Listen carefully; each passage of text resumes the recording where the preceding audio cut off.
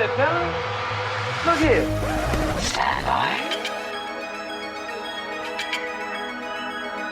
One for C-Lab, two for Troy Eagle, three for Wolverine to round out the trio. In this episode, everybody dies. Broadcasting live from inside the power band, this is The Blah. In this episode, everybody dies. I'm your host, the Wolverine, along with my super companions. Head in a jar Higo, also known as L. Ron Dullard. Yo. And of course, the incomparable Slave 2. What's up? Should change your name to Slave 2 Weeks. I like it. Welcome to the show, folks. This week we're talking about the 1986 classic, 7 classic, Hot Pursuit. The only non-Tron movie done by the guy that wrote Tron, Steven Lisberger, starring John Cusack, Robert Loggia, Richard Crenna's goofy cousin, the Stillers, Jerry and Ben, and Keith David. And, of course, Baba Obatunde. Bob Odenkirk. Let's dig into this gem. High level. I don't have much. I never saw this before, and I don't know, I was pleasantly surprised. I'm like reading all these reviews, and I'm like, what the fuck is wrong with these people? Like, I mean, was it the best fucking movie ever? No, but was it like a relatively amusing 80s, I don't know, it's kind of a weird like comedy come action movie sort of a thing, but yeah, I don't know. It's got a great cast, and I enjoyed it. Yeah, I feel the same. You're like a classic, ain't a fucking classic, that's for sure. I never even heard of this. You were so right when you're like, yeah, it's just John Cusack running. It's like, okay, I told you, man. Pretty much literally what it is. Fucking totally. Dude. I mean, it's like tropey as hell in terms of the sure, high schooly, whatever, college-y kind of vibe, and then it's Cusack. Like, I mean, who doesn't love Cusack? Yeah. And then it's right. Oh, if you had just gotten the other way, you would have gotten there in time 7 times in a row. And then he turns into fucking Arnold Schwarzenegger at the end with grenades. It's like, okay, there you go. So there's quite a bit going on here. But it's, it was fun. It was fine. I found it on YouTube, for fuck's sake. I watched it on YouTube. For free?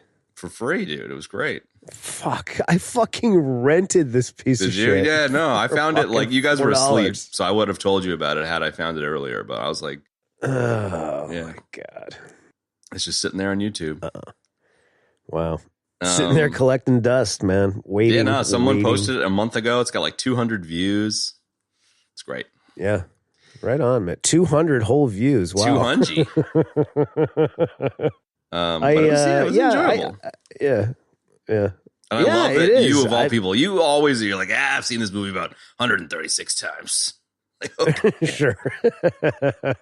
Well, look, I agree with you guys. Like, there's nothing really to hate about the movie. I mean, this is a horny teenager movie from the 80s. Like, what were you expecting when you signed up? You know what I mean? It's like hijinks ensue, like, I'll save the meat of my, I'll save the meat of my commentary for the rest. But, it's good. I mean, it does have a great cast, and, the script really, it's not terrible. The dialogue is not terrible at all. There's some things that are, sort of whatever, and some things are just downright funny. But it was totally ridiculous premise, dude.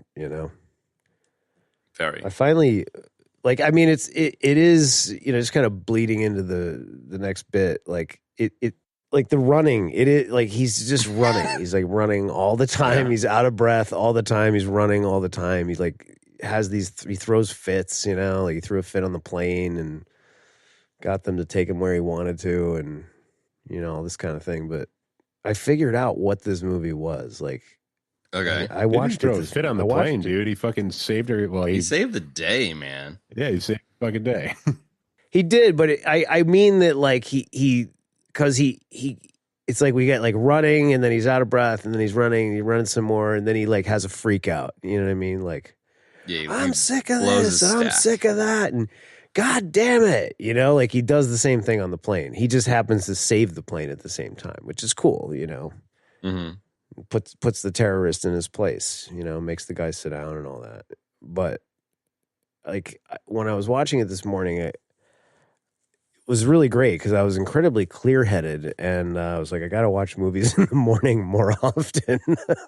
And I figured out, I was like, this movie it's like a boyfriend revenge story, right? So it's like, I feel like the writer was jilted by some girlfriend's parents who were rich and he wasn't, and this is his revenge, dude. Is this right? Story. What you know, right? So I was like, this is like a boyfriend revenge story. Like that's what this is. Or it falls into that category because that's pretty much what it is, right?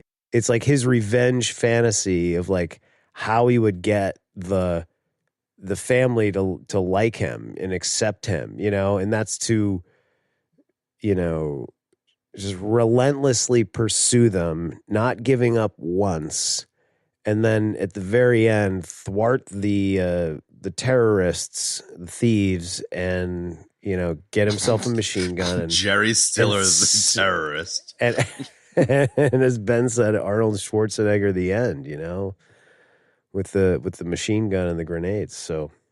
Yeah. And then everybody's like, you're amazing. Here's a boat. Go take my daughter. You have won. You have won my heart and the hand of my daughter. Go take this boat. Go up the coast. Have horny sex for a couple of days and drink and whatever. We'll see you in a few days. Your royal oats. Yeah, that's it. It's a revenge story. It's a jilted boyfriend revenge story. I like it. Somebody else talk. I thought you were going to go a different direction with it. I thought you were going to go with this is like the origin story of Steven Seagal and how he developed his like run that everyone makes fun of. You know, he was a chemistry major that then had this happen, and now he's a Aikido wielding mercenary. He was a chemistry major in a boarding school. Yeah, there you go. I don't know. No, we get funny. Go ahead. No, that's just like the opening school scene stuff, you know. It's just like, gotta get my test, man. If I don't get my test, Mr. Firkenberger is gonna make me stay behind, you know. That's exactly what happens. I can't go. I'm sorry, Mr. Mr. Firkenberger. Whatever his name was, that was his name, wasn't it? It was Mr. Kowalski. Close enough. Firkenberger. Yeah, Firkenberger. Pretty good. It was great. It's you know, it's not far off from the Barbara Dilbeck thing. So oh yes, no, not at all, dude. Mr. Firken. All the teachers in all the movies henceforth should be Mr. Firkenberger, especially. Well, yes, from the as 80s. long as we don't get that, mixed up with Super Nintendo Chalmers. No, we'll never do that. Okay. That's too. I did enjoy. This is a very bits and bobsy thing, but I did enjoy that the teacher kind of got on his side there. And was like, well, that's what you would. I did too, and that's what I think everybody wanted when they were in high school or whatever. And I think fucking bone. Yeah, and certainly somebody that's writing a jilted boyfriend who's writing a how I get my girlfriend's parents to like me revenge story, that would definitely be part of it. You know, the teacher gets on board with me, and the teacher had a really funny voice too, which really made it better. That whole one-on-one scene. Yeah. Very Shakespearean. So, Mr. Bartlett, what's the chemical composition of caffeine? I seem to remember there was a question 13 on here. Wait. You Mr. never do the question 13, Mr. Firkenberger. Never put on. You always say that's unlucky. Well, maybe it'll be lucky for you, Mr. Bartlett. I mean, that was like straight out of an ABC after school special. Dude. Totally, man. Right? I definitely kept thinking that he was going to get tangled up in, you know, something bad, you know, like one of the people he encountered was going to fuck him over. And pretty much everybody took a shine to him. like, which is nice. Yeah. Like, you know, like he gets off the plane and like, you know, Keith David and the crew, you're like, they're going to take him for a ride. They're going to fuck him over. Like, what's going to happen? Nope. Fucking, Totally. they're like totally trying to help him. And he's like totally being a dick to him. Yeah. Dude, he was. Like, he was. Right he was on a pretty dick to much the everybody. same thing with Robert Loggia, you know, like, just, Yeah. like, he's like this crusty, you know, you're like, oh, wow, this guy's a crusty weirdo. Fuck, this is not going to go well for him. Yeah, right. Nope. Again, like, you know, like he ends up being a really solid dude. Yeah, they get drunk together and everything's fine. I like that, though. That's like kind of my experience traveling is, you know, you're nervous about going to a random place, and then everyone you run into tends to be pretty cool. Like, obviously, there's shitheads like Jerry Stiller kicking around, but more often than not, people take a shine and, you know, help you out. And in this case, it was exactly what happened. And it's kind of unrealistic, but I'm kind of so into it. I like that they helped the guy out. It was very like, you know, Homer's Odyssey kind of esque with him on his adventures. Sure. Learning how to be a fucking non-schoolboy action adventure hero. Learning how to be a man while chasing down his girlfriend in the Caribbean. He's just such a fucking Riri, though. Like, I just really enjoyed. But I guess like, he's just like, I'm out of here, man. He's like, let me just the bamboo and the lever and the rocks. Yeah, my trigonometry class skill coming into here, and they're just like, fucking smoke some weed, bro. He's like, well, if Pythagoras was right, totally, if dude. Pythagoras' theory was correct. I'm like, what the did Pythagoras invent the lever? Like, yeah, it's pretty funny. I'm familiar with the theorem. I wasn't familiar with the not squaring lever. up any And I was fucking like, where's walls the here, fulcrum? Chief. What the fuck's going on here? How's he prying that thing? There's no fulcrum. Yeah, yo, bro, where's your Bro. fulcrum? I mean, come on. 1 star. Where's the fucking fulcrum? Yeah, where's the fulcrum? What about Pythagoras? This movie I actually- totally unrealistic. Totally unrealistic. I managed to mine an entire page and a half. Worked. Did you? I didn't mind a page and a half of notes out of this thing. Because it's just like, I don't know, I was kind of looking at it in like a goofy comedy kind of way, you know? So the notes are like, you know, you know, it looks like what Dan has is a lack of guts. You know, the dad, the disapproving dad looks like Dan has a lack of guts. I like that guy because he was like, he's got a lack of guts. And then like in the next scene, he's like, sorry, I was mean about Dan, honey. I was a little too hard on him. You know, it's just right. like, But then he keeps beating on him subsequent scenes later in the movie until the very end, of course. I was shooting people and I was shitting in holes in Korea before you were born. I like that. Yeah, That totally. was good. Yeah, it was great, dude. You know, then there's like the whole like I flunked. You know, wah wah. You know, I can't go on the trip now. Tell your mom Wait and a dad. second. I just shat my pants. I'm like, oh. Mr. Kowalski's gonna help me out. Okay. But then Chaz rocks up. He's like, hey, sorry to hear about Dan failing the exam. Oh, God. That was the guts part. I miss these school fucking movies so much, dude. I do They're too, just so man. dumb. Ted, have you been touching yourself again? Dude, the music immediately reminded me of the music from Real Genius. And I did a half-assed effort looking up the composer. It said music by Rare Wave. I don't know what that is, if it's a group or a person or something, but I didn't come up with anything. But the music definitely sounded really like was Real half-assed. Genius. The score It was totally extremely. 80s. I searched for Totally something. I didn't 80s find score. anything, but I just thought I'd mention it. I didn't find anything. Cool, man. I typed out half the word. I didn't find anything. Score is very 80s, Benny. You're dead right. Yeah, it was. It had a lot going for it. I kind of feel like this should be more of a cult classic. Maybe it is, just not in our. It should circles or be. something. It should be a cult classic. I mean, there's really nothing wrong with it. I mean, other than being like kind of a dumb, horny teenager movie, it's like, you know, it's pretty solid, man, you know? Yeah. And it's like, if you're not taking it seriously, which you shouldn't, you know, it's fun and funny and stupid at the end. I think, I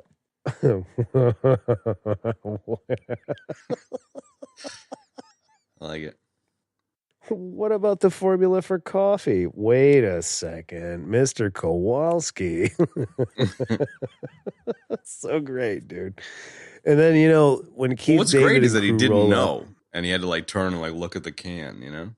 That was what. well, that's what I mean. Wait a second. He looks over to his right, and it's like right in his jar of homemade sludge coffee that he has the formula written right on the front. What about the, what I thought was good? It was definitely kind of seemed a little weird and out of place was like the super like ninja-esque, James Bond-esque infiltration of the girlfriend into the campus of the school. I had dug that. It was just to keep it interesting. Right? Yeah, I mean, it was interesting, but what? It was also foreshadowing. Just like it's a setup.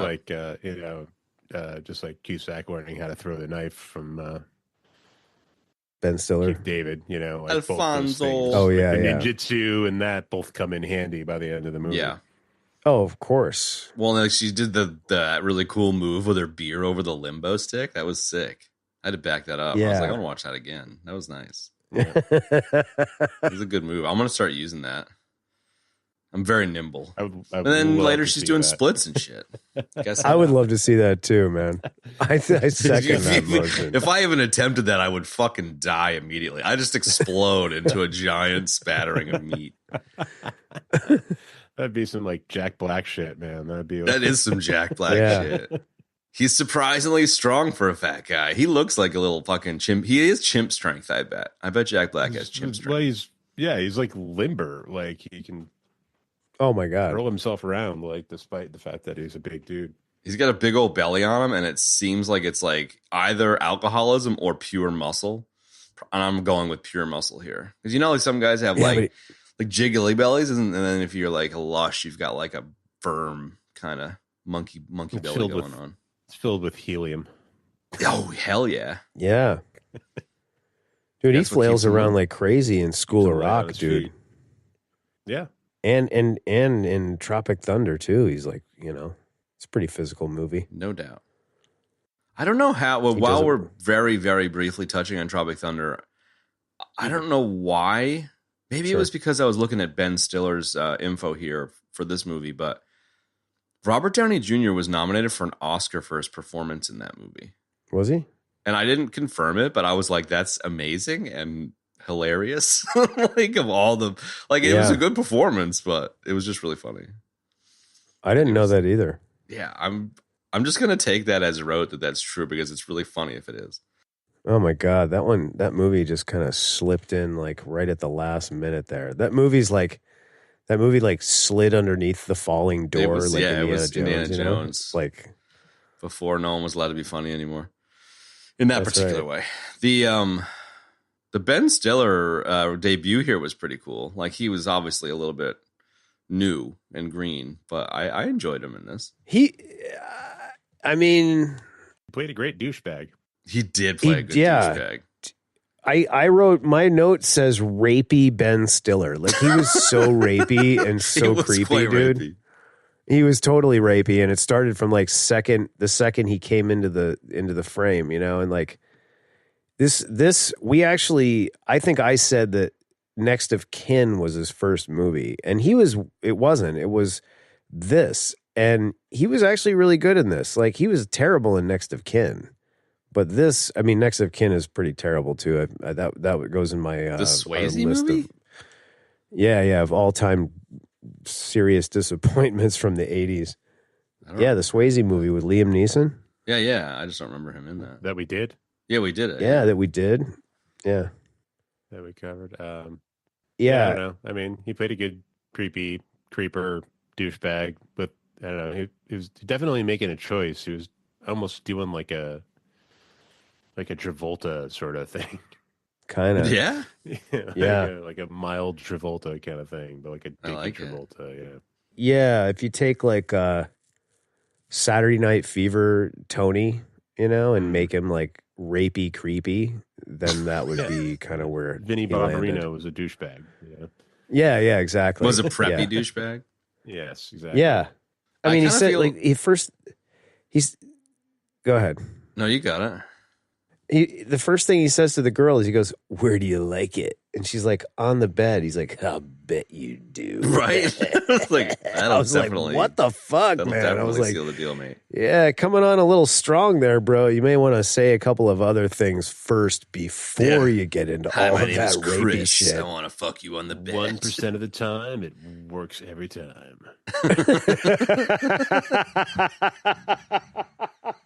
Yeah. He reminds me of like the con artist pirate who is like, it's kind of like taking out, you get a job at your dad's company and everyone thinks you suck, Yeah. So he's like at the dad's business and they bring him in to like train him up how to take over the business, but he's just a fucking idiot. Yeah. He does that really well, man. And I love the idea of he does. coming up in the pirate business and everyone's just like, God damn, Chris is an idiot. And they're like, yeah, he's the old man's kid, so gotta deal with him. We gotta be cool, man. Yeah. Ironically enough, like he played the exact same type of role in Next of Kin. He was like the son of the mob boss. I don't remember that. I love that. It doesn't matter. That's what happened. He comes in and everybody's kind of like, oh my God, it's Lawrence,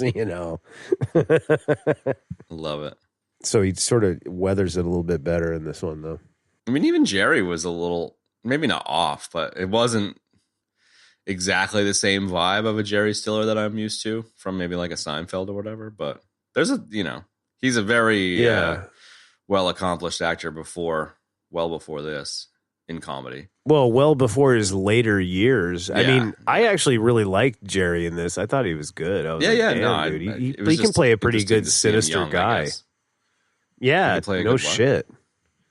A sinister guy. Like he was good at like being sort of sinister and tough. It worked. He looked so much like Ben too when he was young too. Because all I've ever seen him as is a wrinkly old dude. It was interesting to see him younger. Kev left. Yeah, just got up and walked off. Oh, well, at least he's still on the call. At least, yeah, seems like it. He just stood up, walked away. He's going to brush his teeth again. There he is. Actually, I got to go use some mouthwash. No, I'm here. Massive shout out to Keith David. Maybe it's a good Keith David Cusack. Absolutely, man. That little song they were singing. What the hell? What song were they singing? I wrote it down. Man belong to the woman, but the woman she don't belong to the man. Hell yeah, dude. So fucking great. Yes, that old song that everybody knows. That old chestnut. I wish, like when they rolled up, dude, I mean, it was so stereotypical from like an 80s movie. Like they did a good job with the accents because they are good actors, both those guys, right? Paul Bates and him, but I wish that I love that they were driving a VW thing. That was awesome.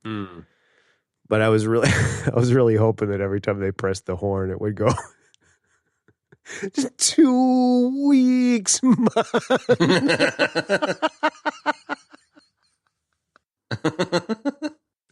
Because when they started in, I was just like, dude, Muse Pizza in the house. Yeah, dude, no doubt.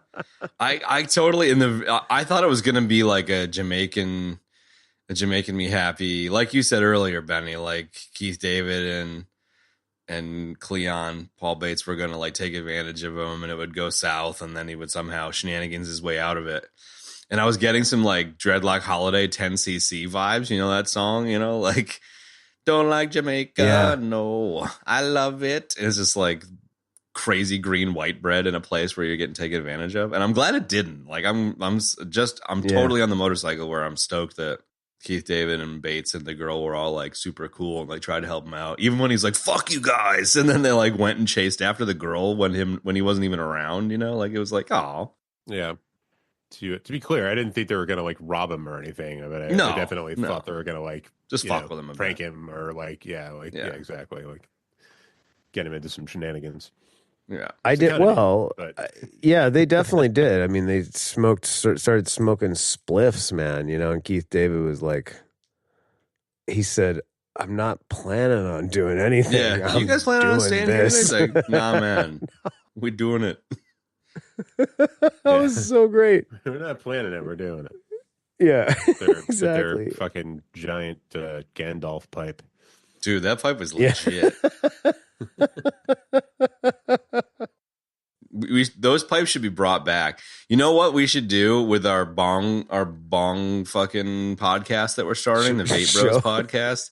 Dude, is we should bring back into fashion Bong Bros skinny bamboo coconut pipes that we smoke our not fucking stupid crazy weed out of. We have like reasonably dosed weed out of a coconut. Yes.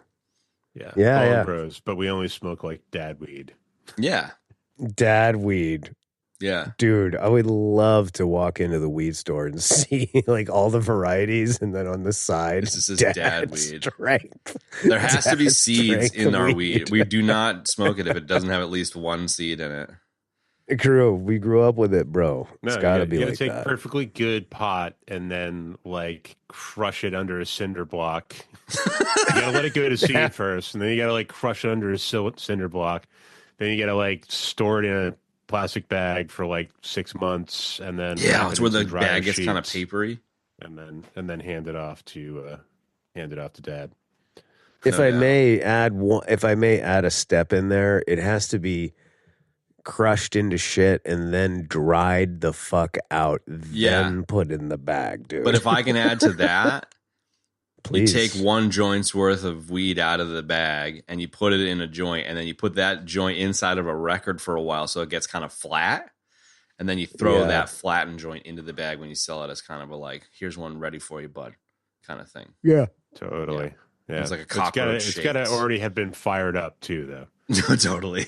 Yeah. I was just checking; it was good. Yeah. And then you gotta smoke it in your metal parts pipe that has the weird little chamber that you like make gross resin weed in. With that little like what'd you brass say? screen Resin, that you stole from Marine Home Center. Second. Hold on, dude. What did you say? Resin mead? No, resin weed. Oh, resin weed. While you take a sip of your resin mead. Oh my God, the chambers with the nuggets in there to get them coated in the resin. Oh yeah, chambered pipes that everybody. Oh hell yeah! That was like the only thing there was, man, for a while, right? Yeah, well, you had that, and you had that weird like brass pipe with like the built-in cleaner and shit. Exactly. Yeah, what was that thing called? It had a name. It did have a name. I can't remember it, and I can't recall what it was. Hang on, let me pull out like a stack of High Times. Right. But those modular ones, dude, those modular ones were like, that was like it for a period of years. I feel like, it was like that. That was like all you could get. It was those metal modular ones. And then, you had to get a bunch of screens and all this other bullshit. Yeah. That's all it was. Bullshit. That and can bowls. And then your hippie buddy went on fucking fish tour and came back with a bunch of glass, and then the whole world changed. Yeah, that's right. I was like, "Whoa, dude!" Came back from Dead Tour with a glass piece and like the best pot you've ever had in your life. Yeah. Why does it taste good? Why does it look like that? It's not all smashed up. Like, what the fuck? Yeah, because it's not shit. Because you're not. The joke is, though, I would give anything to just have the shitty smashed up weed now. That's it. Know. You should call your former best mate's stepdad and see if he still has any. I agree. No, I agree. It is too strong. That's like, let's turn a pleasant experience into smoking crack. Well, let's see. What we've done is we've used science to refine the process. We isolated the anxiety molecule and multiplied it by 1 billion. Yeah, exactly. Exactly.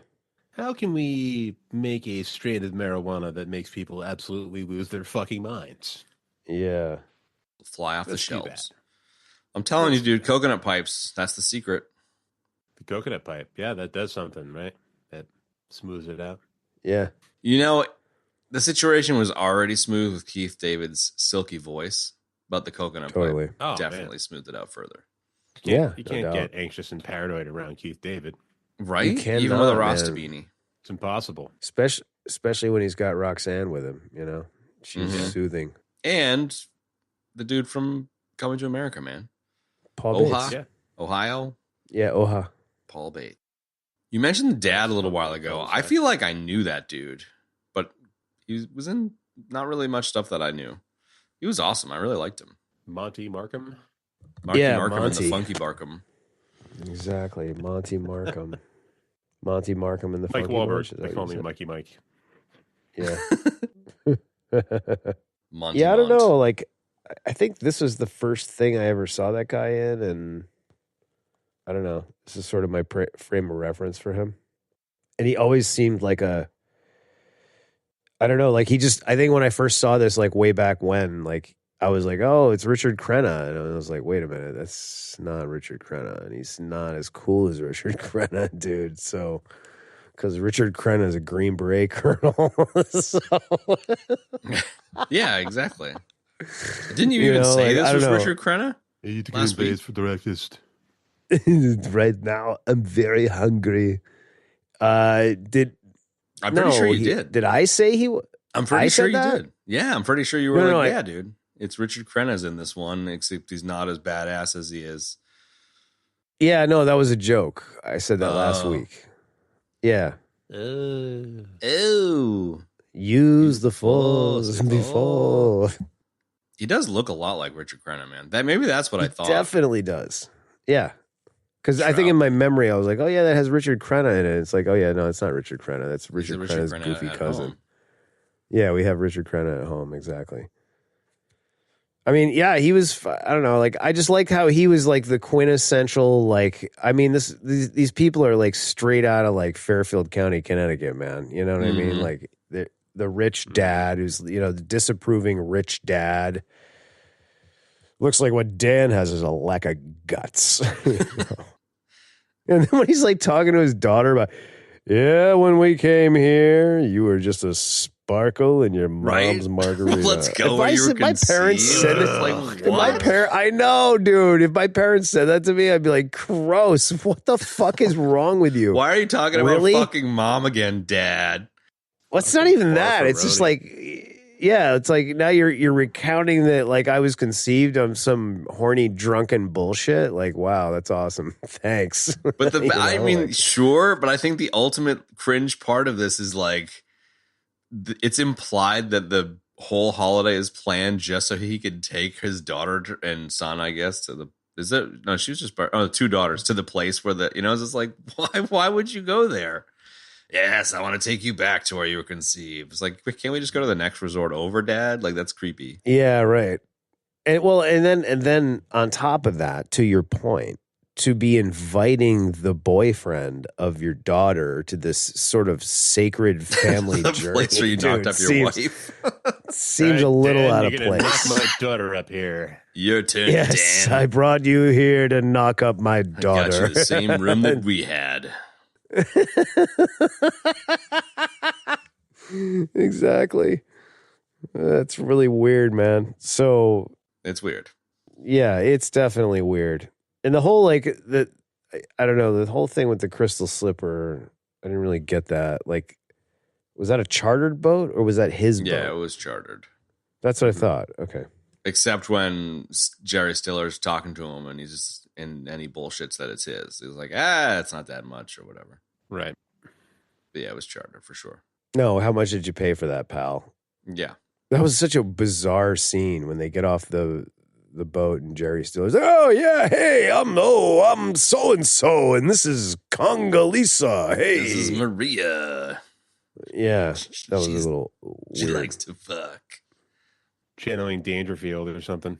He did totally have a channeling Dangerfield. Yeah, he's like Dangerfield proto George's dad a little bit there. Yeah, his, I'm on a new diet. I It's invented a the banana stuff short. diet. Yeah, the only thing is my head hurts all the time. Give me another banana. So silly, dude. It's great though. Yeah. Loja, dude. Hey, dude. Come on. I'm totally Finally with you. a I thought he movie was where- gonna fuck him over in the beginning. I'm glad he didn't. Loja. Yeah, I couldn't tell whether like he was looking to like steal the crystal slipper or like what was going on, you know, like so yeah. He like so I hadn't seen this movie obviously in many years, but I had seen it many times in the past because it was definitely like a Hey Beastmasters fixture there for a minute, and that's probably where my knowledge of it came from. But nevertheless, coming into this, I was like, oh yeah, he gets like screwed over by Keith David and company, and then he gets screwed over by Loja, but like nobody screwed him over. Everybody was there to like help him out and did help him out, as you pointed out earlier. So yeah, I was a little worried about Loja in the beginning, but he came good, dude, you know? Like it's good when you have a good Loja, you know? He's kind of like everybody's dad's best friend, you know what I mean? Everybody's dad's. No, he Marlboro is like, you know how you say like kind of yeah. Scares the you know, like there's certain. He's a great guy, there's certain. But he's a little scary. He would be there's terrifying like certain if you were a kid, man. You know what I mean, though. There's like certain figures in the public, and you're just like, oh yeah, that guy's kind of like everybody's granddad. You know what I mean? But it's like this guy's like everybody's dad's best buddy, you know, and like he's a little scary, but you know he's there to help you out. That's his android model. Yeah. Dad's best bud. Yeah, and he's into ancient aliens, as evidenced by that scene on the boat, which is fucking amazing. Right? His like intergalactic totem. Dude, the intergalactic Rosetta Stone. It's proof that aliens started us here all those years ago. The intergalactic Rosetta Stone. You know, I was freaking out when that part But the beauty of that whole thing is that he's like, oh, where'd you get that from a temple? He's like, no, I made it myself. And it's an intergalactic Rosetta. It's like, dude, you made it yourself. Like, how does that work? Yeah, okay. Yeah. Okay. I do have a gripe of Kev here, man. Like, I'm not much of a sailor. Lay it on us. But if you want to sail, you should probably raise your sails. And like the fact that they didn't most of the time. It's like, what are you guys doing? One, raise your sails. Them up. Too tight in the through ropes. The giant storm, and they kept him down the rest of the time. Yeah, I don't know. When the water was calm. To do, as far as I understand it. Yeah, exactly. Yeah, I know, right? With my limited knowledge. Okay. Right? Like, yeah, we got a motor. We got gas. Who wants to use sails? Fuck that. Yeah. Like, are you supposed to... Aren't you supposed to raise those up? Wouldn't the point be to save your gas if there's wind? You know? Exactly. It's a total grab of Kev, but I had to throw it out there. No, it's a good one. It's legit, bro. I approve of that gripe of Kev. We haven't griped of Kev in a long time. No, we haven't. I did enjoy the attempted murder of the birds. What? The like, let's have dinner and he's gonna go kill a fucking toucan or whatever. Like Loja's kind of I'm a fucking crazy man stuff was pretty good. Yeah, yeah. And then it was. He's like, you get ready to see some blood, kid. And he goes down to kill the bird and he comes out and he like cut his finger opening the can of SpaghettiOs. Mm-hmm. It was great. Yeah, he was a little crazy. I don't know. It was kind of, he just kind of came up out of nowhere. He kind of like, he really like had kind of no purpose except in the movie and in his life in the movie, except to like kind of in his life in and, general, like, save outside of the movie, he had no purpose. No, not outside the movie, in the movie, his character, his dad's scary mate. Yeah, well, that and just to like show up and like give Dan a ride on the boat for a couple at the of end. days. Yeah, I mean that is kind of the point, right? I thought it was quite funny. He was tangled up in the thing because he was going after Ben Stiller. Yeah, because Ben Stiller had like hijacked his boat or whatever. Oh, right. That was the whole thing. That was the main point of him being there. That's right, because he was like, "Oh, I didn't want to tell you this at first, but yeah, right." And then he reveals all that. Yeah, but Dan's getting shit faced in that bar, the expat bar. Mm-hmm. The crystal slipper, and he's like drinking rum out of like a fucking boat model or whatever the fuck. I enjoyed that. It's funny. He did a terrible job of acting drunk. I mean, John Cusack's a great actor, even in this, but like he did a bad. But it's kind of better that he did a terrible job of acting drunk. I kind of like that. Totally. Yeah. Yeah, I did too. And then when Loja gets actually drunk later on the boat, it's great. Yeah. Because then he like wakes up the next day, he's all hobbed out, and he's like, he grabs a map. Yeah, Cusack. This is probably the funniest part of the entire movie. He's like, looking, well, we're somewhere here, and he's like, dude, that's a place menu from the fish and chip shop, mate. or whatever. Yeah, it's a placemat from the fish. I love that, man. Lobster Hut. And maybe it's extra funny for us because we've sat at those restaurants that had those menus in New England. I don't know. It just is extra special, nostalgia funny for me. Sure. I love that. It was fucking great. Yeah. No. I thought that was really funny. And then he doubles down. He's like, yeah, whatever. It's, it's close enough. And then they end up in fucking Cuba or some shit. Yeah, that part was a little weird. I didn't really get that. It was kind of like, all right, we're in the Caribbean, and then it's like all of a sudden we're in South America, and we're like wanted criminals, and he ends up in jail. That was like Romancing the Stone, man. There was like jumping it was so Romancing the Stone trucks and shit. Right? There was a waiting for cornfield chase. Right? Yeah. And you got one. We're waiting for there was a good car chase, dude. And there was an old Western bust him out of the sheriff's place. Like totally. I enjoyed that. But it was like, again, set off by Dan just being like, I'm out of here, man, and just fucking taking off. Like he just literally just Forrest Gumps off the boat, Yeah. He's awfully confident for not knowing where the fuck he is. That's exactly really right. Time in the movie. Yeah. That's exactly right. I don't know if you've ever tried a full clothed swim fucking half a mile to shore, but I think exactly. No, it's not. But Dan seems to have his superpower seems to be when he gets fed up enough, he like kind of freaks out and then kind of lays it down. Yeah, he lays it down for everybody. Then he turns into Mr. Determined, and he can do anything, man. Right? Because later on, like talking about the swimming for a second, like later on in the movie, like when he's on the crystal slipper and he subdues Ben Stiller, and then he's like, and then he slips into the water, holds the rifle above his head, and starts swimming. Swims in with the rifle out of the water, like it's fucking and then the very next shot, he's on the. Yeah, he's on the beach, and you can see that there's like a massive array of rocks, like pretty far out from the shore. Yep. So the boat has to be even further than that, and he's not fatigued in any way, shape, or form. Yeah, dude. He's just ready to go. It's that damn determination, dude. That's what it is.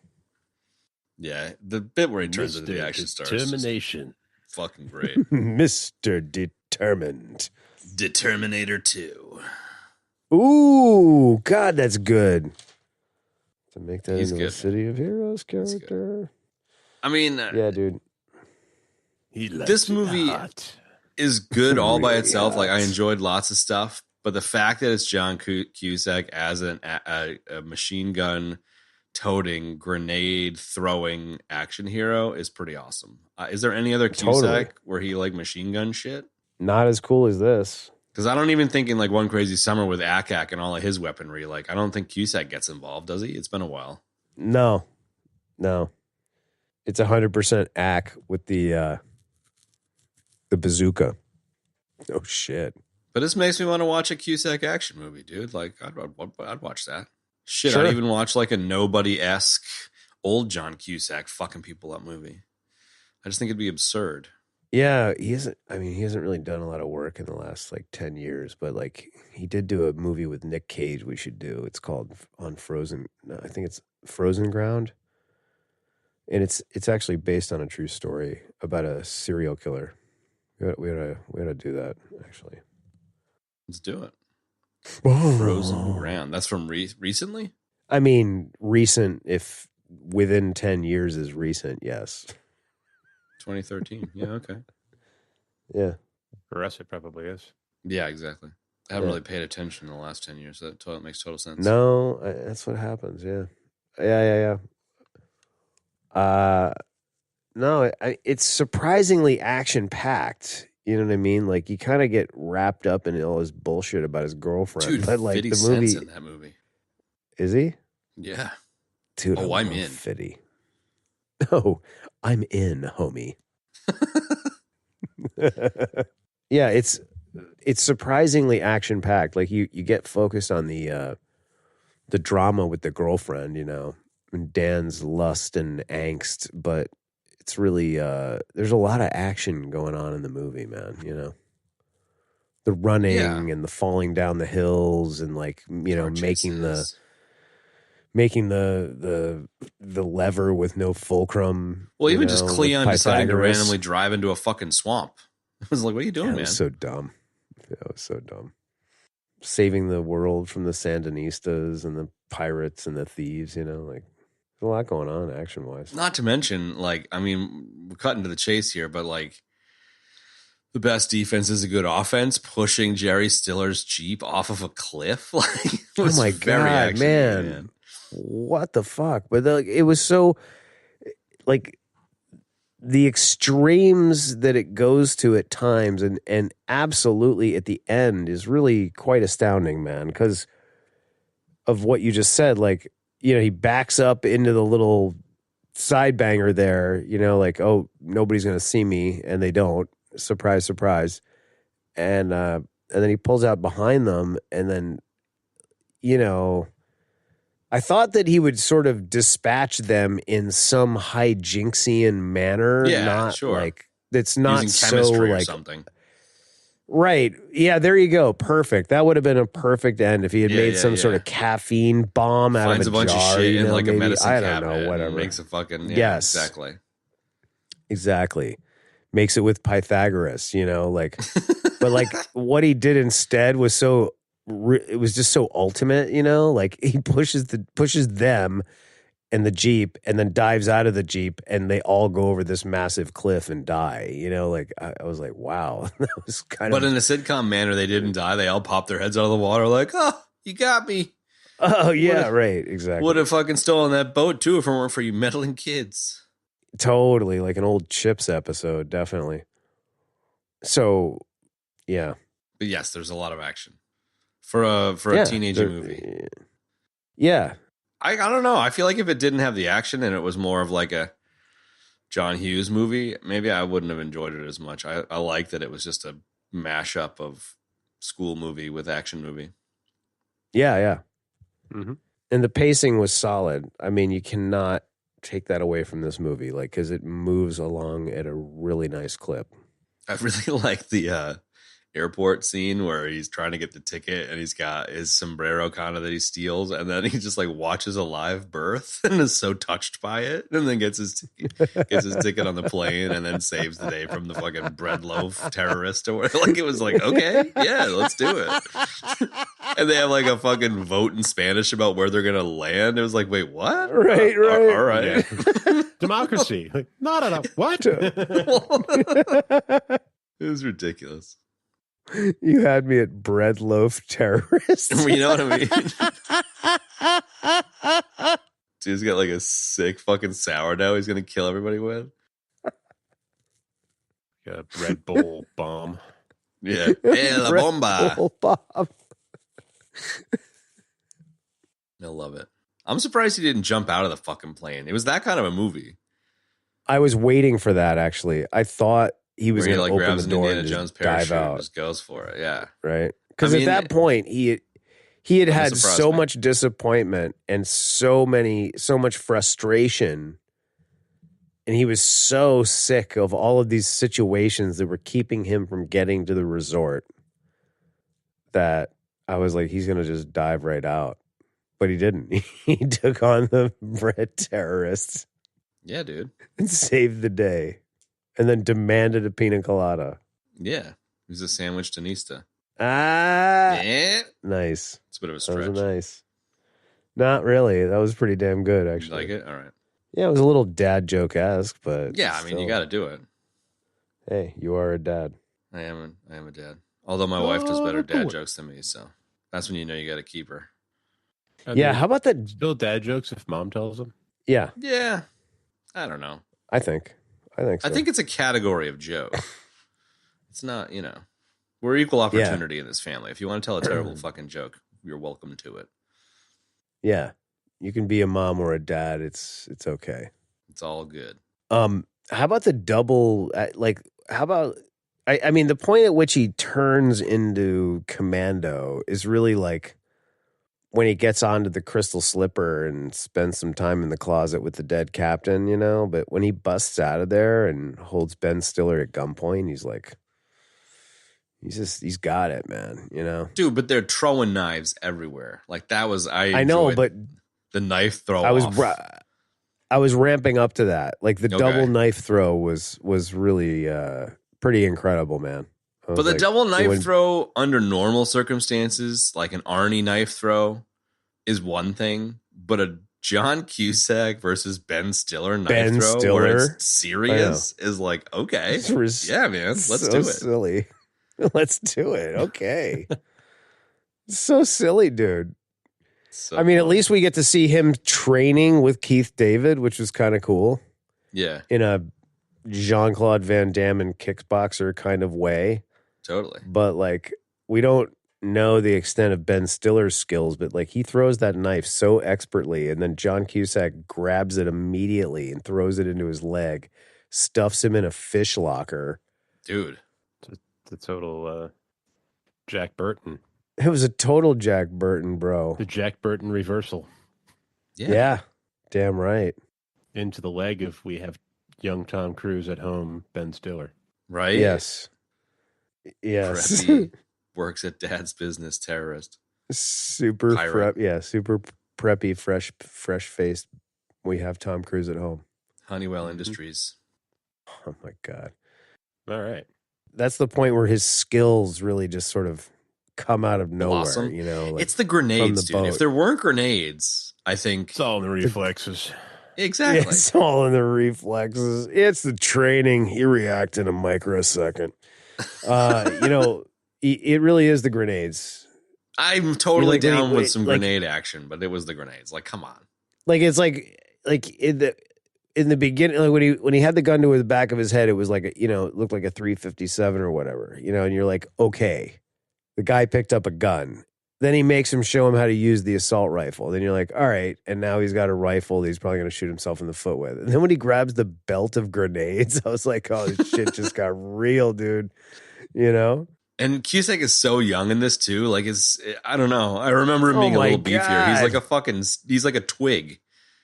I love it. He's a total twig, dude. He was like a literal teenager in this movie. So, right? I don't know. I'm totally here for the grenades, but they were very silly. It was the what for Lane Meyer? The parallel life of Lane Myers. Yeah, it kind of was, man. Well, let's see. Cusack's 58. So I'm so 60. tired. I don't know if I can. Like 38 years ago. So he would have been like 22, 23 or something. Really? 87? It's 37 years ago, and he's 58 now. Yeah. 21. So probably 20 at the time of filming. 15. Math Guys podcast. Yeah, let's smoke some swag and do some math. Cav. Let's smoke some seeds and do some math. Pythagorean theorist. The Pythagorean theorist. Dude, the Pythagorean theorist. If Pythagorean was right. Yeah. He was 20. All I need to do is exclude the fulcrum. Love it. That Pythagorean. His theory, smart Greek. I'm glad you guys picked up on that one too. I like that one. That one, I got a chuckle out of that one. Which one? Pythagorean's theory. I can't even say it wrong. No, what was it? Pythagorean theorist. But it was Pythagorean. What was it, Benny? I'm fucking it up. I'm getting in my own head here. It's Pythagorean's theorem. That's what it's. He said it wrong. He said Pythagorean's theory? Or sorry, Pythagorean theorem. Pythagoras. Pythagoras. I've only ever read it in a book.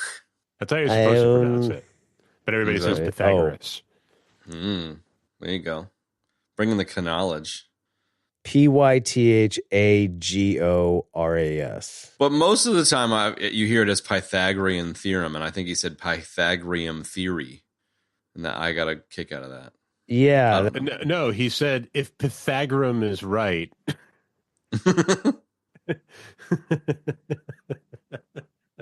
So good. while he was randomly in a fucking bog full of crocodiles or whatever the fuck. There should have been a crocodile fight. That's all I'm saying. Could have been crocs or leeches or something. Yeah, should have leeches. Exactly. Piranhas. Who knows? Yeah, piranhas. Kandiru. Chupacabras. The fish that swims up your pee hole. Ah. The sounding fish. Oh, God. I can't believe that's a thing. I mean, I can, but Jesus Christ, guys. Find something better to do with your time. Get a fucking PlayStation. Sticking shit up your pee hole. Oh, Kev's gone. He got grossed out. Kev is long gone. Maybe he just got upset. Family show. What's wrong with you guys? Making fun of his fetish. He likes sounding.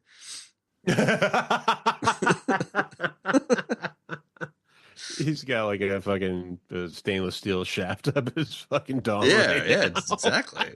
Right now. It's like, fuck you guys. It's relaxing. You know, I might have to cath when I'm older, and this is great practice.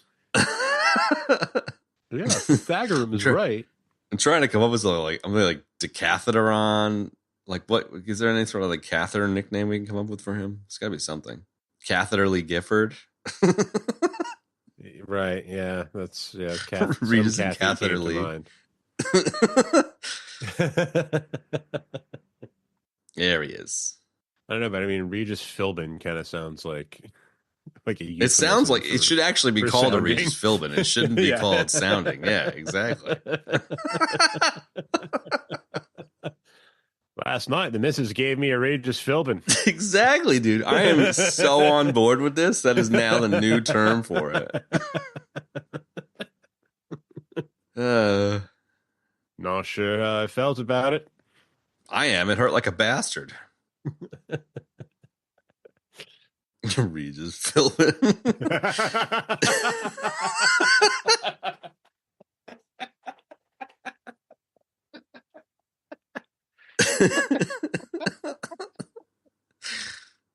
The Regis Philbin.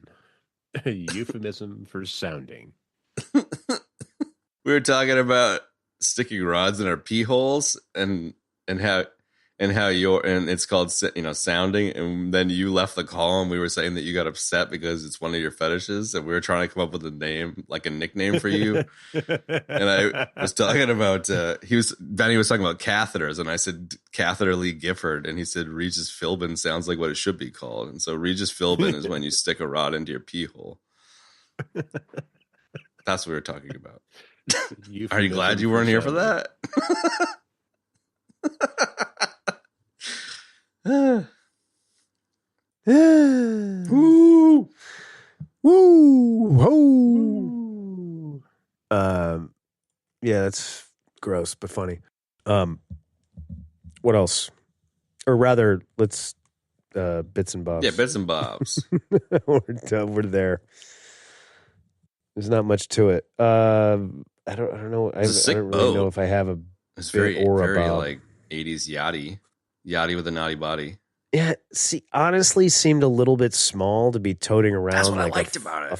Yeah, everyone was like, dude, this thing's like huge. It's like the TARDIS. Crew of 3. It's like a the tiny what? little boat. The TARDIS. It's like the TARDIS. Bigger on the inside. Yeah. Bigger on the inside. I like that. The TARDIS. But it was a cool boat. Like, it's like a boat that you would have thought was pretty sick back in the day, but now you just be like, that ain't a yacht. That's not a knife. Yeah, right. That's a knife. Yeah, I mean, now, when you see the mega yachts, you're kind of like, yeah, okay. There's no helicopter on that fucking yacht. I'll tell you what. Exactly, man. Exactly. Talk about being disgusted. Right? Yes. That is absolutely how I feel every time I see all those fucking giant boats in the harbor. In the harbor? Yeah, no doubt about it, man. Like, the owner's not even on that fucking thing. It's just sitting here in case they come. Like, 10 crew people sitting there. Like, it costs more to fucking, like, probably, 2 or 3 times what I make in a year to fill that thing up. Oh, easy. Easy. Like, Jesus, what a fucking titanic waste of money. It's funny. Just a giant dick measuring thing. It was fun to get to sneak onto those parties when we were teenagers, though. Fuck them. Well, that's what you do, you know? What you do? Yeah. Go and drink their booze. When you're a teenager. Yeah. When you're... you don't do it when you're an adult. A young Chris Honeywell. We should have been boat pirates is what we're saying. Like Ben Stiller. Oh, yeah. Totally. I'm surprised no one's stolen a yacht out of Nantucket Harbor and fucking cruised around, to be honest. That's like something a Nantucket high school kid would do. 100%. Well, talking about his other fetish. Listening. Yeah. He's got a yacht fetish. He does, yeah. So I like yachts. Fuck you guys. I like Regis Philbining on my yacht. Just bought a model yacht. Oh my god. I like sticking little boats in my pee hole. I built a model ship inside my pee hole. With that Batman fucking multi-tool that we came up with. Yeah, exactly. The ship in a bottle bat tool. Yeah, exactly. Ship in a pee hole.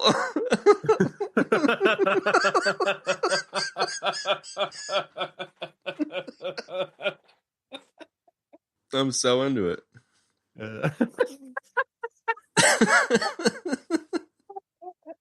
Just kind of reliving that scene from The Boys. Oh, Jesus Christ! It's Bits and Bobs. Bits and Bobs, dude. I don't have any Bits and Bobs. I liked the horrifying, like, get the riffraff out of here shit at the first encounter. Where I don't want these people near my daughter. Keith David rocks up and he's like, "Oh, hey, we know your boy," and they're like, "Get those people away from my daughter." Yeah, fucking, all right, dude. It was really weird. It had this like super contrived feeling. It was like they were acting like these two countries were so unbelievably different that you know they just like walk through the bus and walk through the hotel yelling. Exactly. I was like, you know, all they had to do was stop and say, "Hey, you know, I think your boyfriend Dan was with us last night," instead of being like, "Hey man, welcome to the news. We know your boy." Yeah, it was pretty cringy and ridiculous. And uncomfortable. And how? And then Dan runs up 10 seconds later. Again. That was like, that happened like 5 times in the movie. To the point where like, he gets eye rolly. Yeah. It like, he pushes through. Man. It reminds me of the pig changing channels in Toy Story. He's like, "We're just going to go around the horn." You know, you got to go all the way back to reset the channel. Like, it's like, he does it so many times that it gets annoying and then it becomes more endearing. Yeah. It like loops back on itself. Exactly. Yes. I don't know. Shout out to the mom. The mom was kind of cool where she was like in on the shtick, you know, when old banana man Victor Honeywell's like, "Let's hang out and have dinner." She's like, "Oh, it's our anniversary." Like she can throw some bullshit out. Same when Dan calls the phone. He's like, "Oh, it's our neighbors. It's coming the over neighbors. Yeah. Yes. And if you don't answer, they'll come right over. Yes. She was good. And then Jerry's like, "Yeah, then we'll take them too." Yeah. Okay. All right. Okay. I got a couple music related ones. One is shoot. The mention of the Fabulous Thunderbirds. Oh yeah, the tickets, dude. I don't think I had thought about that group. Yeah. In forever. Like, maybe since that movie came out or whatever. Yeah. That was comical, one. Yes. And then just like the Level 42 song at the end, Lessons in Love. Totally. It's a great track. It is a great track.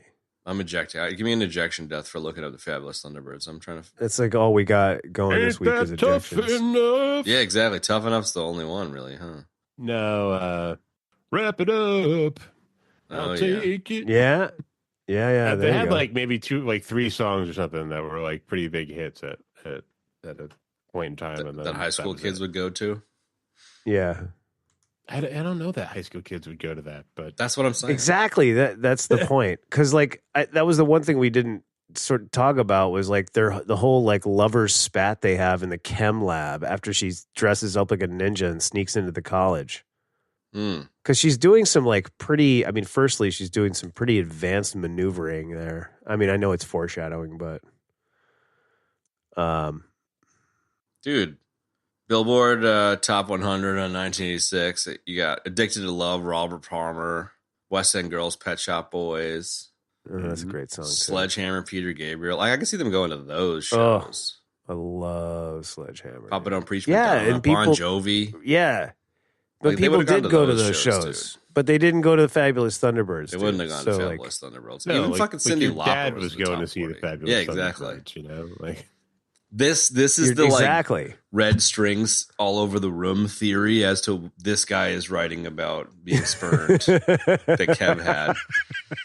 This is what validates that theory, my man. This is the Fabulous Thunderbirds. The red string. We cracked the code. It only took me 8 balls of string.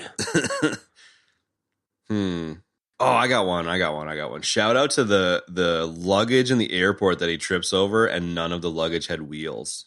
Shout out to 1986 luggage. With no wheels. No wheeled luggage.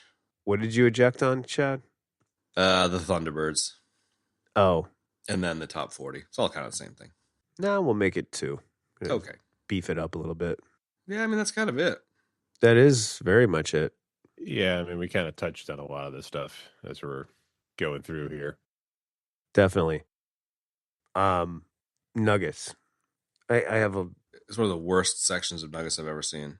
Well, you know what? I wanted to talk about this for a second. Like, this thing has like reached a new low.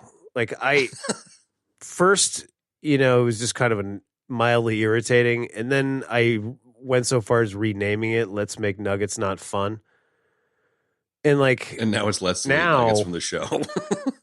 Dude, it's leeching nuggets. Like these nuggets, like I was convinced. I read the whole section on IMDb. Not that nuggets are all exclusive to IMDb, but like now it's become sort of a thing, you know. But the thing about it is that like these are, as I read through this list, I was like, these have to be generated by like some shitty third-rate AI because they absolutely make no fucking sense whatsoever. And I think this sort of bears a little bit of time.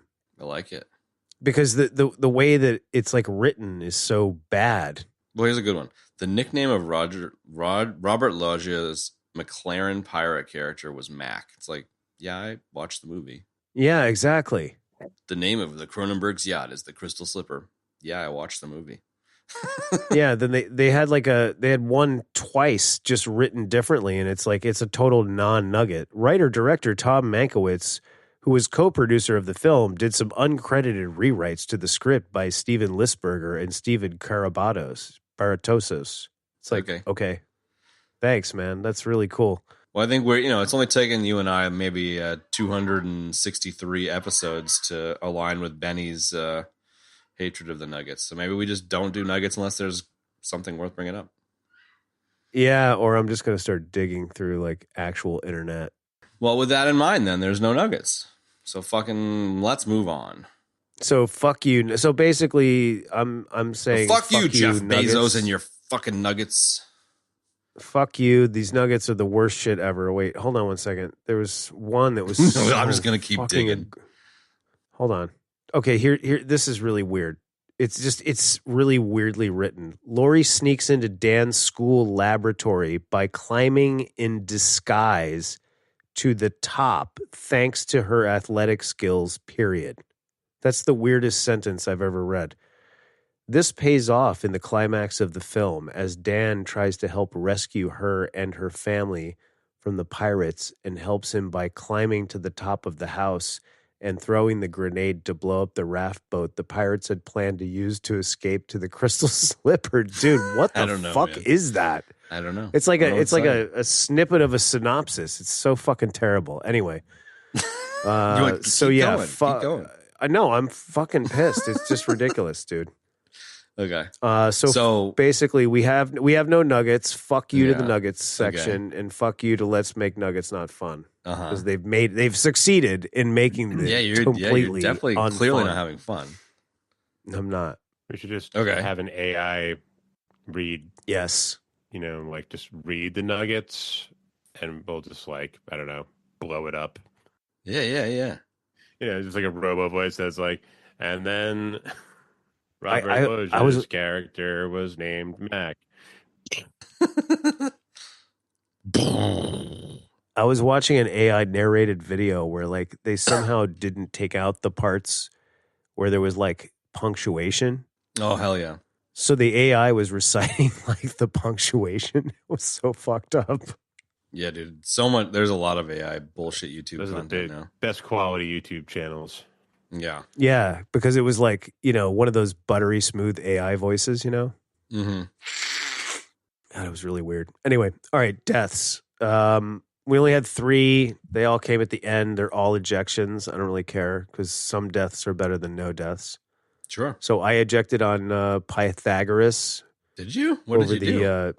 The now famous Pythagorean theorist incident. Because we were getting so confused over how it was spelled and how it was pronounced. I looked it up. Then you ejected on the Fabulous Thunderbirds, and then you again ejected on the Billboard It wasn't Top the Fabulous 40. Thunderbirds. It was Pythagoras Thunderbirds. Okay. No, I'm just making a Pythagorean theorem joke. That's it. It was great. It was a great joke. You should tell it again. Maybe it'll get funnier. Pythagoras theory. Pythagoras Thunderbird. I just ejected to look up and see that I don't believe Pythagoras invented the lever, but he is no, actually, that's not true. It was Archimedes that said that. So what the fuck? Yeah, what the fuck, man? Fucking Google's annoying. Archimedes. I know. All right, so it'd been ejected. A late game ejection. And Archimedes was like, give me a lever and a fulcrum big enough that I can move the world. Move the world, yeah. Right. Oh, you thought that it was Google was attributing that to Google was attributing that to, yeah. Like, speaking of fucking AI, let me click on up. this thing, and like I started reading it, and I was like, oh no, wait, that's fucking Archimedes. Like, so why did you give me that? AI, bro? AI. All the AI, way down. bro. Such a great thing for everybody. All right, that's the deaths.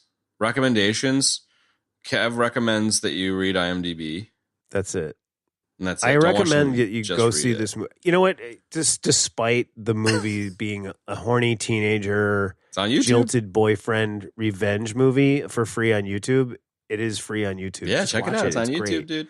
It's a surprisingly good dialogue and script. And it was the fun, actors are excellent. No, it's great. The actors are excellent, man. It's got some heavy hitters in here too. So go see it. That's it. 100%. Yeah. I'm on board. Agreed. Although I'd say maybe do what I did and watch the trailer first, and then you'll be really pleasantly surprised by the movie. Okay, because the trailer's that bad, is it? Yeah. And whatever you do, don't burn $4 renting it. Yeah, right? Chad, I knew you guys were asleep. Hey. Fuck you. Well, you were. It was like 2:00 in the morning for you. Yeah, it was like Monday, though. You had 4 days, bro. I know. It was like last night before I went to bed, I watched this. So you were. Oh, is that right? Yeah. Word. Another episode of, hey, honey, I got this great movie. You want to watch it with me? It's just like fucking snore. No, actually, I mean, this is a shout out where I was, we were going to watch something together. It's like, oh, you pick whatever. She was fucking putting something in the dryer or something. And while she was there, I was like on Netflix, like, wow, what the fuck am I going to watch? And I ended up selecting Werner Herzog's documentary about volcanoes. So we were watching some Werner fucking Herzog last night, dude. Really? It was pretty sick. Nice. Was it good?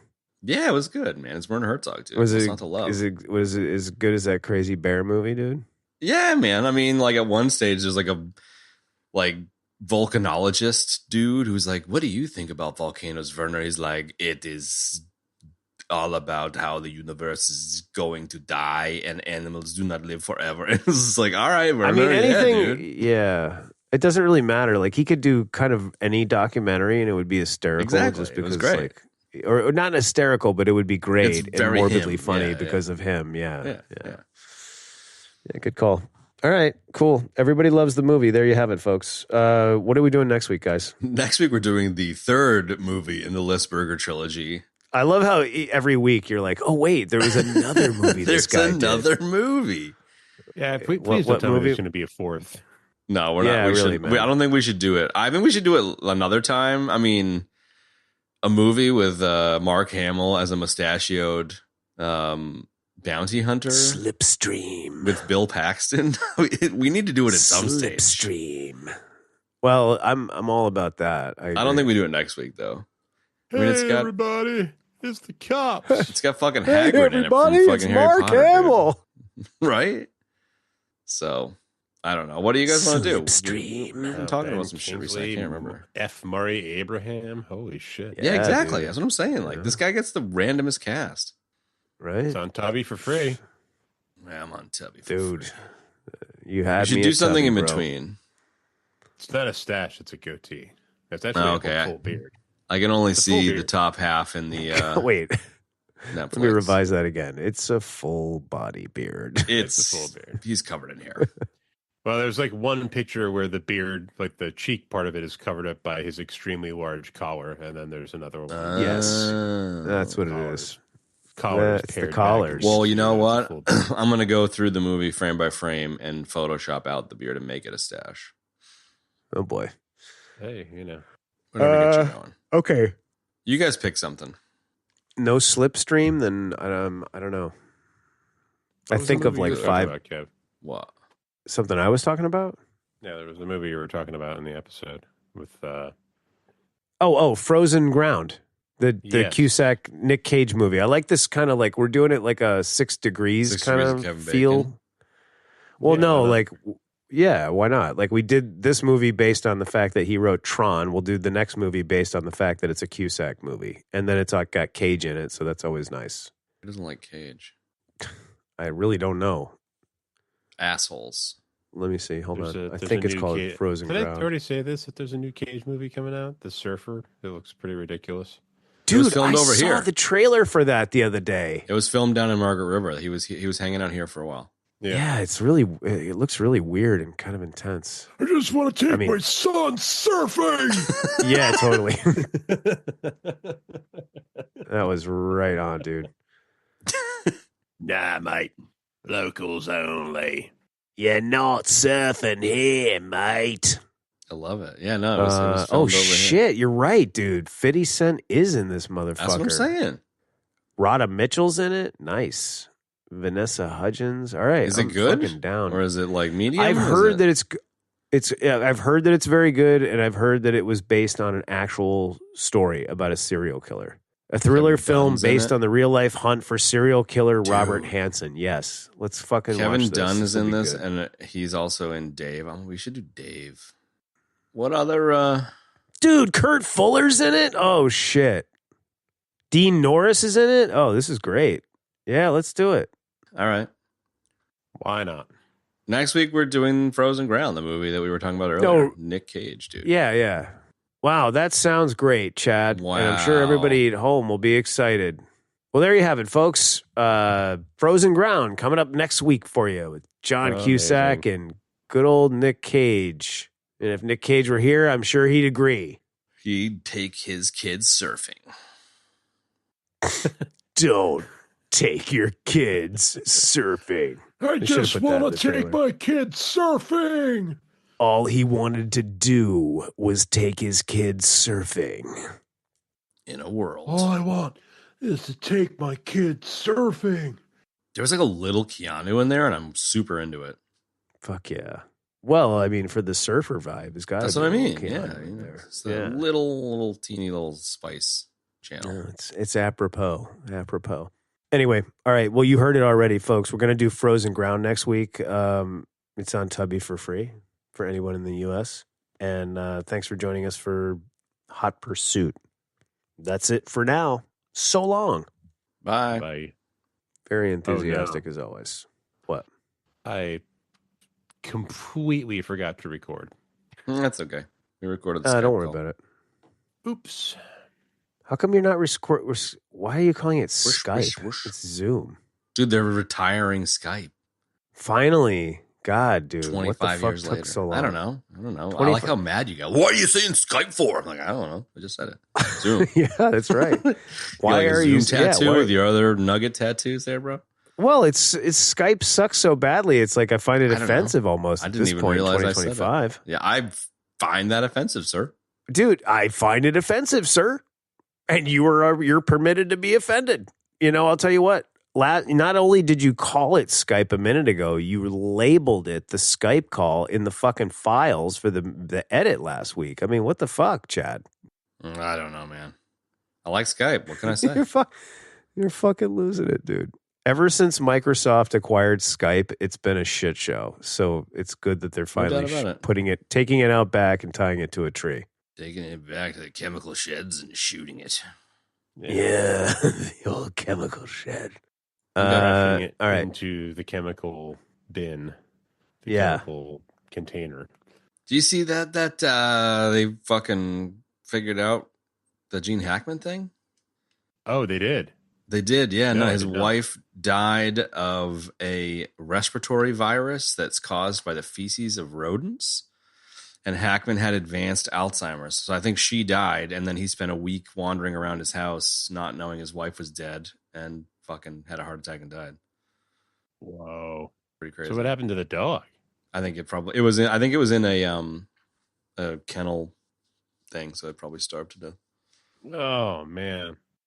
This is Gene Hackman in the French Connection. This is Gene Hackman in the Royal Tenenbaums. If you know, the saddest thing is if you actually did create porn content about sticking Gene Hackman into your pee hole, you'd probably get people watching it. That's the craziest thing about this. So that would be like somebody's like, I've been waiting my whole life for this. The nichest of the niche. one person out there, you know. So it turns out, Kev, that you actually have been making porn content where you make small figurines of Gene Hackman and stick them in your pee.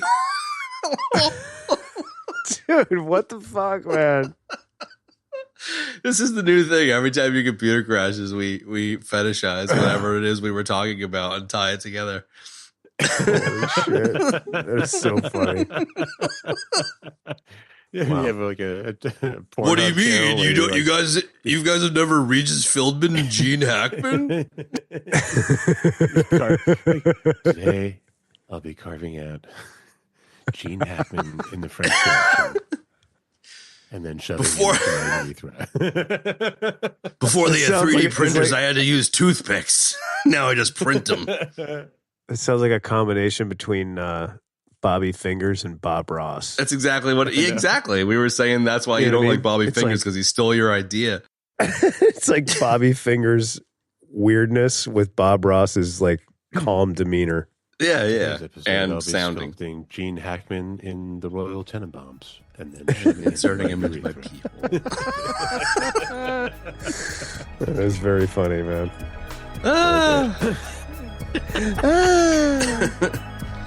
Too good. And that's going to wrap up this week's episode, folks. If you'd like to check out the show notes for this show, you can surely do so in your podcast app of choice or at our website, ebd.fm/episodes/294. As always, we'd like to take a second and thank everybody for supporting us, listening to the show, load these many years. We really, really appreciate it. And for anybody that's new that would like to support the show, we certainly welcome that. And you can do so in a variety of wonderful ways. You can support us on Patreon directly with actual cash or coffee gift cards. And you can also tell your friends to check out the show. Word of mouth is super powerful. And then always leave us a review wherever you get your podcast. That's very, very helpful to us. So please and thank you. And if you'd like to join us on social, you can do so on Instagram. We use the handle @EBD Podcast on Instagram. Surprise, surprise. And that's it. We'll see you next week for Frozen Ground. Thanks for joining us for Hot Pursuit. And so long for now, folks.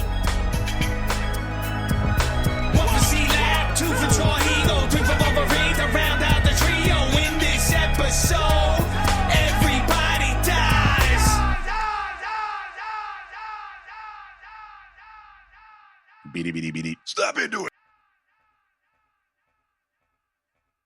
Yo, can you hear us? Yo. Benny's Benny's just taking a leak. Oh. But you also now have a yacht fetish where you like building small ships inside your pee hole with the Batman multi-tool that we talked about. That's that's what we were talking about this time. That was very funny. I can't remember the context around that one, the multi-tool. Well, why was Batman building a ship in a bottle? Damn it, dude. No, we came up with this. I can't remember if it was during the it was Matt Reeves Batman. It was episode, the Batamaran, the bat ship, the Batamaran. I remember that. Was that a ship in a bottle? Yeah, we can't. No, we were talking about. It was about Leathermans, right? So we were talking about Leathermans, and somehow I don't remember if that came up during the Matt Reeves Batman episode or not. Maybe okay. And the Batamaran. I feel like it should have. Yeah, well, we were talking about like somehow it came up of like Batman carrying a Leatherman on his belt, and Ben came up with the whole like we were doing the voice, like this is my Leatherman for doing modifications on little ships inside of bottles. Or something like that. It's so fucking funny, man. Well, I carry it, and then I was like, and then I said something like. Well, I carry a multitude of Leathermans around in my bat belt. This one in particular is for when I'm doing any kind of electronical work. And then you have the one for the model ships. And then like, so on and so forth. You'll love it. I did too. That fucking was one of the best ever. Wasn't it something about an electrical panel that made that might happen? have. Maybe. Yeah, it might have been. Why is Showdown popping into my head? I don't know why, but Showdown? Yeah, or like whatever the movie with girls. No, we definitely did not do that. With fucking RoboCop and Sam Elliott. Oh yeah. Oh, Shakedown. Yeah, Shakedown. maybe it was that one. Dude, Shakedown was great. Well, that was. Yeah, it was. Not as good as Showgirls, but it was pretty good. That might have been. I have no idea. The problem is that we don't like archive the bits and then we forget all of this. Yeah, well, now we just need to go back and listen to all 294 episodes. Well, 93, I suppose. Exactly. I remember this one. Exactly. Yeah. So, I don't know. So there's that. I mean, it's like, if you talk to somebody like Umberto, like, he's like, don't you remember that? Like from this episode? Like, and I'm like, no, I forget at the minute we get off the microphone, man. Exactly. The amount of times we're like, so what are we doing next week? Like 4 days later in the WhatsApp? Like, I don't know. Oh my God. That's like a regular occurrence. I think like I started numerous different ways to try to like earmark some of these like Guy Pearce tattoos on your body. You just open up your shirt and it says it's on next week. Fucking EBD historian. I got it all. It's all written in marker all over my arms, and I have a satchel. I have a satchel full of Polaroids that's where the death list transitioned to. It used to be on notepad on your infinite notepad on your computer, but now you just write them on your body. Right, exactly. Oh my God, hell yeah! He's like one of the historians from like the Mad Max movies, Oh, totally. Oh, Yeah. Entire history like tattooed all over the body. All over him. Yeah, exactly. But I like the idea that like the stack of Polaroids, is like me taking pictures of the computer when the funny bits happen, and it's like it's completely irrelevant because it's all audio. It's like can't determine what it is. You can just see the wave on. Yeah, I love it. The what-a-del? Okay, that would be my name. The what? My name as the historian is What-a-del. Whataburger. Holy shit. Yeah, exactly. All right. What'd you say?